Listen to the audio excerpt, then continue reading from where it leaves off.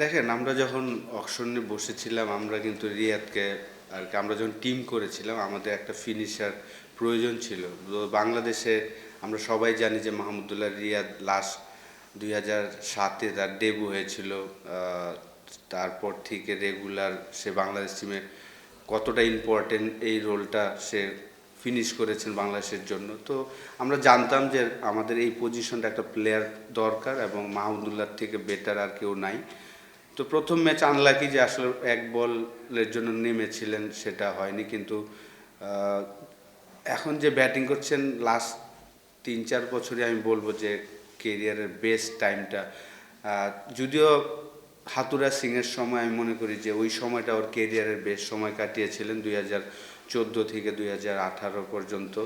ওই সময় তার অ্যাভারেজ অলমোস্ট 50 ছিল। তো এখনও আমি বলবো যে অসাধারণ সময় কাটাচ্ছেন। আমরা লাকি যে তাকেও আমরা পেয়েছি, মোস্তাফিজের মতন, মাহমুদুল্লাহকে আমরা পাওয়াতে আমরা খুব ভাগ্যবান।